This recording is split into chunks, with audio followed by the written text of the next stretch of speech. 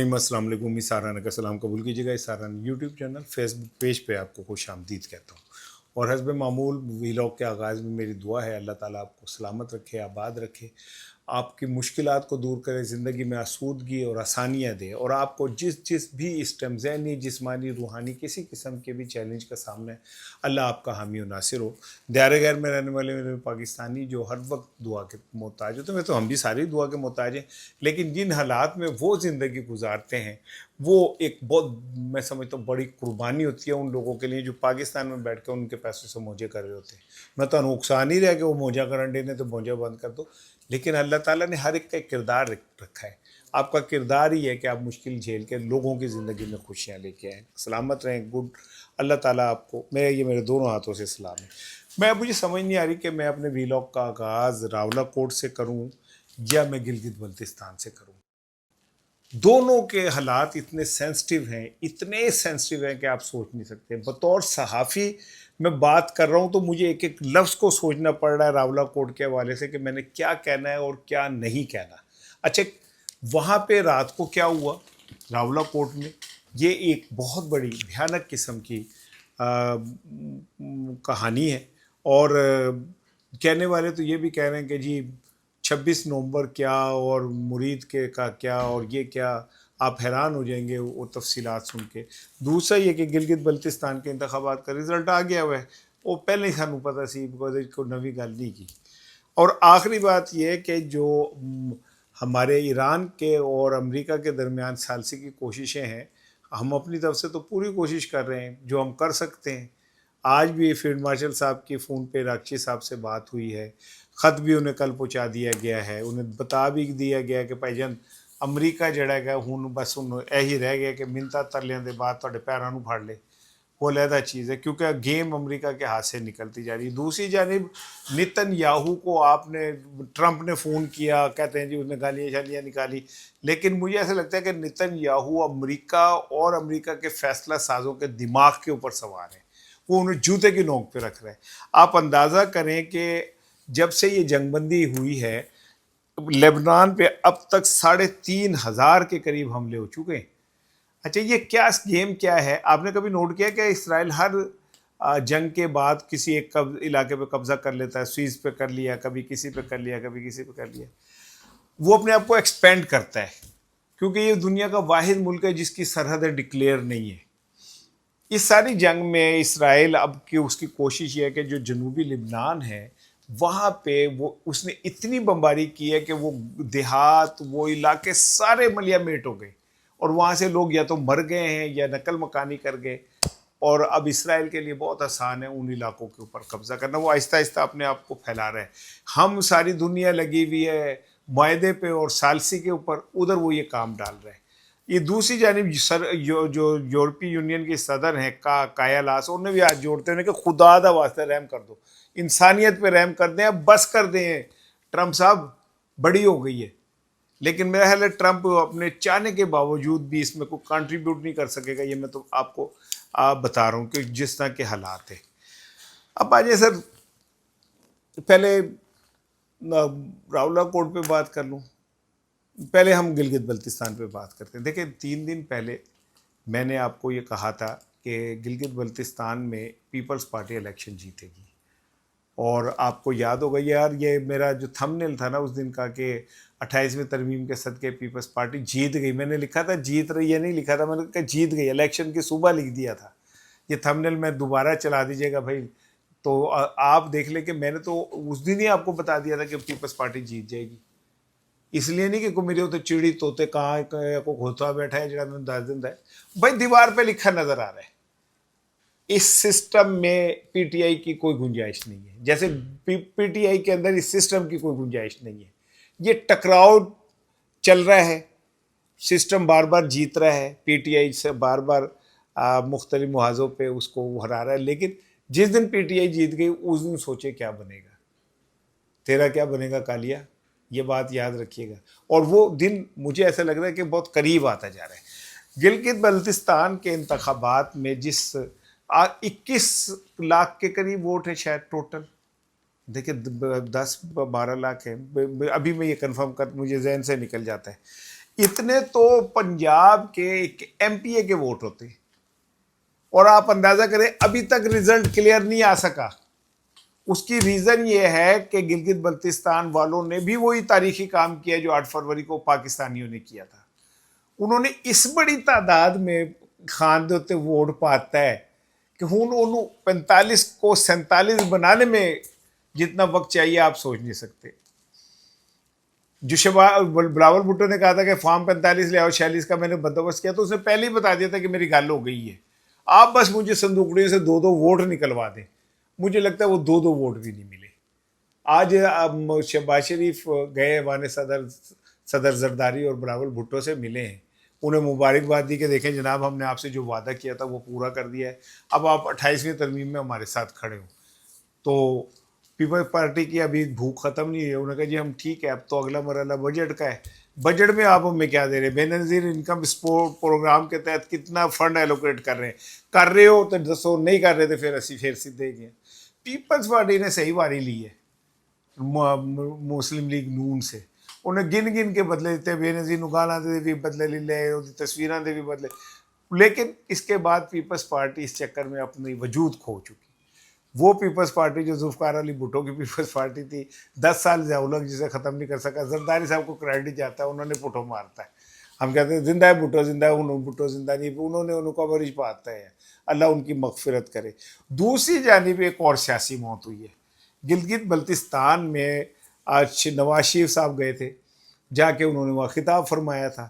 اب ہونا تو یہ چاہیے تھا کہ اگر نواز شریف جیسے قد آور شخصیت گلگت بلتستان گئی تھی اور انہوں نے الیکشن کمپین کی تھی تو نون لیگ نے تو پلٹ کے سٹ دینا سی سارا کچھ، لیکن وہ تو کہتے ہیں چوتھے 5ویں نمبر پہ بھی نہیں آ رہی۔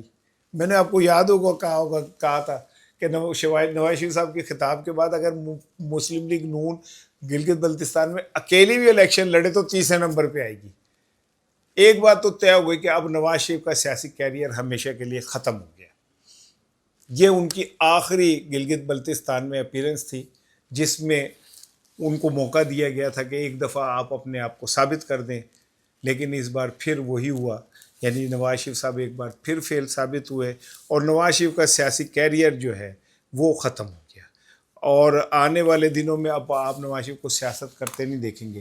جو اطلاع ہے کہ جی وہ جنیوا گئے ہیں، ان کی صحت خراب ہے، میں تو ان کے لیے دعا گوں، اللہ تعالیٰ انہیں صحت تندرستی دے بھائی، اور انہوں نے بچے تھے قائم دائم رکھے، پوتے پوتیوں کی شادی ہوتی ہے اس میں جاتے ہیں، نواسے نواسیوں کی شادی ہوتی ہے اس میں جاتے ہیں، وہ یہی کام کر سکتے ہیں۔ عملی سیاست میں ان کی آخری اپیرنس جو تھی وہ گلگت بلتستان تھی، جس میں عوام نے گلگت بلتستان جڑے 2 ووٹ پانے بھی سن نا، وہ بھی اب انہوں نے نہیں ڈالے۔ نواز شریف ملک کے اندر سیاسی نفرت کا ایک استعارہ بن کے رہ گئی۔ جہاں وہ کھڑے ہوتے ہیں لوگ کہتے ہیں یار ان کی اتنی عمر ہے اور ابھی تک یار یہ جھوٹ کے ساتھ کیسے بہادری کے ساتھ بولتے ہیں، کیسے کھڑے ہوتے ہیں۔ جن لوگوں نے آپ کو لندن سے لے کے آئے، آپ کے جلسے کرائے، آپ کے کبوتر بٹھائے، آپ کو گانے ریلیز کرائے، آپ ان سے پوچھیں مجھے کیوں نکالا۔ اس بار میرے خیال ہے اسٹیبلشمنٹ کو بھی یہ بات سمجھ آ گئی ہے کہ نواز شریف صاحب کی سوئی جو ہے نا وہ اڑ گئی ہے، اب ان کو اس سے آگے وہ نہیں جا سکتے۔ گلگت بلتستان کے الیکشن میں 2 لوگوں کی سیاسی موت ہو چکی ہے۔ ایک نواز شریف کی سیاسی موت مسلم لیگ نون ختم ہو گئی، دوسری اخلاقی موت پیپلز پارٹی کی ہوئی ہے۔ انہوں نے جس طرح یہ الیکشن جیتا ہے ساری زندگی یہ کالک پیپلز پارٹی کا منہ کالا رکھے گی۔ تیسری بات جو سب سے امپورٹنٹ ہوئی وہ یہ کہ ایک بار پھر پوری دنیا میں یہ بات سامنے آ گئی کہ عمران خان کو ہرانا ممکن نہیں ہے۔ آبزرور جنہوں نے گلگت بلتستان کا انتخاب کور کیا ہے وہ اس بات پہ حیران ہے کہ ایک جماعت 4.5 سال سے جس پہ بین لگایا ہوا ہے، جس کی گرفتار ہے، جس کی قیادت باہر نہیں نکل سکتی، جسے الیکشن کمپین نہیں کرنے دی جاتی، جس سے اس کا نشان چھین لیا گیا، جسے پارٹی شناخت چھین لی گئی، اس کے باوجود اس نے سب کو ہرا دیا۔ پوری دنیا اس بات کے اوپر اب کھڑی ہو گئی آ کے کہ عمران خان سے بڑا لیڈر پاکستان میں کبھی پروڈیوس ہی نہیں ہوا۔ اب پوری دنیا کے کرٹکس اس بات کو مان گئے کہ عمران خان جو ہے وہ اس وقت پوری دنیا کے اندر مزاحمت کا سب سے بڑا استعارہ ہے۔ ایون یہ کہ مصطفیٰ نواز کھوکھر جیسا ہے جو پی ٹی آئی کا حصہ نہیں ہے، وہ یہ بات ماننے پہ تیار ہے، انہوں نے اس کا اعتراف کر لیا کہ عمران خان کو ہرانا، عمران خان کو نیچا دکھانا ممکن ہی نہیں ہے۔ ان کا ایک میں کلپ دیکھ رہا تھا جس میں انہوں نے کہا کہ یار آپ نے کیا نہیں کیا اس عمران خان کے خلاف، اور پھر گلگت بلتستان کا انتخاب عمران خان جیت گیا، تو آپ کو کیوں نہیں سمجھ آ رہی کہ عمران خان سے ٹکرا کے آپ کو عزت نہیں مل سکتی؟ اب یہاں سے میری ایک بات یاد رکھیے گا، گلگت بلتستان سے ہو سکتا ہے کہ احتجاجی تحریک کا اعلان اگلے 24 گھنٹے میں ہو جائے۔ محمود اچکزئی اور راجہ ناظر عباس کی آج میٹنگ ہوئی ہے، اور اس میٹنگ کے اندر انہوں نے تحریک کا اعلان کا پہ گفتگو کی ہے۔ اگر تحریک کا اعلان گلگت بلتستان سے ہو جائے تو چاہے وہاں تھوڑے بندے ہیں، لیکن وہاں کی چونکہ ڈائنمکس ڈفرینٹ ہے تو پوری دنیا کی نظریں وہاں پہ رہیں گی۔ دوسری بات، اب آ جائے راولا کوٹ کی طرف، جو ایکشن کمیٹی کے لوگ ہیں وہ یہ دعویٰ کر رہے ہیں، مجھے اس دعوے کا نہیں پتا، میں اس دعوے کے ساتھ نہیں کھڑا ہوا۔ کیوں نہیں کھڑا میں اس پہ آپ کو بتاتا ہوں۔ ان کا یہ کہنا ہے کہ جی گزشتہ شب سی ایم ایچ کے باہر جو ان کے مظاہرین کے اوپر براہ راست گولیاں چلائی گئیں اور 40 کے قریب لوگ ان کے جاں بحق ہوئے۔ دوسری جانب حکومتی جو خبریں سامنے آ رہی ہیں اس کے مطابق 5 پولیس اہلکار بھی جاں بحق ہوئے، جس میں ایک سب انسپیکٹر بھی شامل ہے اور ایک رینجرز اہلکار بھی شامل ہے۔ اب اگر اس صورتحال کو دیکھیں تو یہاں سے میری ذمہ داری شروع ہوتی ہے۔ میری ذمہ داری کیا ہے؟ میں اس حکومت، اس سسٹم سے شدید نفرت کرتا ہوں، لیکن مجھے ایسا لگ رہا ہے کہ یہ جو آزاد کشمیر کی لڑائی ہے اس کا بینیفیشری نہ ایکشن کمیٹی ہوگی نہ حکومت پاکستان ہوگی، اس کا بینیفیشری ہوگی انڈین حکومت۔ برطانوی ارکان پارلیمنٹ نے راولا کوٹ کے اوپر گفتگو کی ہے، اور اگر آپ سمجھیں کہ ہاؤس آف لارڈ یا ہاؤس آف کامن کے اندر یہ بات آنا شروع ہو گئی کہ جی وہاں پہ ریاستی جبر ہو رہا ہے، تو یہ کس کا فلسفہ کامیاب ہو رہا ہے؟ انڈیا کا۔ یہی بات تو ہم جا کے انٹرنیشنل پلیٹ فارمز پہ کہہ رہے تھے کہ بھارت کے ریاستی جبر نے کشمیریوں سے ووٹ کا حق چھین لیا ہے، وہاں انٹرنیٹ بند کر دیا ہے، لوگوں کے ساتھ زیادتی ہو رہی ہے، بھارتی پولیس جو ہے لوگوں پہ تشدد کر رہی ہے، جانوں کو زندگیاں تباہ کر رہی ہے، قتل کر رہی ہے۔ اب یہی پروپیگنڈا بھارت جو ہے لے کے وہاں پہ کھڑا ہو گیا، اور برطانوی ہاؤس آف کامن کے ارکان پارلیمنٹ جو ہیں انہوں نے اگر اس پہ لب کشائی کر دی ہے، جس کا میرا خیال ہے انہیں حق نہیں ہے، تو اس کا مطلب یہ کہ یہ مسئلہ انٹرنیشنل ایشو بننے جا رہا ہے، یہ انٹرنیشنل ایشو بنا دیا جائے گا۔ مجھے تو ان عقل کے اندھوں کے اوپر ماتم کرنے کو دل کرتا ہے جنہیں یہ سمجھ نہیں آ رہی کہ جنگ کا وقت اور لڑائی خود طے کرنا چاہیے۔ آپ بھارت کے ٹریپ میں آ گئے، آپ آج کہہ رہے ہیں کہ فتنۃ الخوارج کے اور ایکشن کمیٹی کے آپس میں تعلقات سامنے آ رہے ہیں اور یہ ہو رہا ہے، تو بھائی آپ کو پہلے نہیں پتا تھا جو آج آپ کو پتا چل رہا ہے؟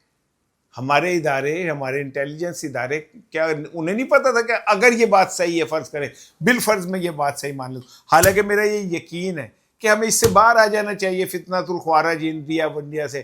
ہمیں اپنے منجی تھلے ڈانگ تو پھیرتے نہیں سکتے، ہم اسی بکل دے چور نو دیکھ نہیں سکتے۔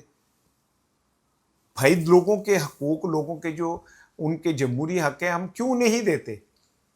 آزاد کشمیر میں بار بار حکومتیں کیوں بدلنے پڑتی ہیں؟ گلگت بلتستان میں جو جس طرح ہم نے کچل کے رکھ دیا ہے سارا کچھ، کیا کہتے ہیں، وہ کیوں نہیں دیکھتے؟ جن لوگوں نے پولیس اہلکاروں کی لاشوں کی بے حرمتی کی ہے، میں ان کے ساتھ نہیں کھڑا ہوا۔ وہ پولیس اہلکار پنجاب سے گئے تھے، وہ ہمارے ہی بہن بھائی تھے، ہمارے ہی کسی کیا نام ہے گھر کا حصہ ہوں گے، اور جن لوگوں کے اوپر یہ کہا جا رہا ہے کہ براہ راست گولیاں چلی اور مرے، وہ بھی تو ہمارا ہی حصہ تھے نا۔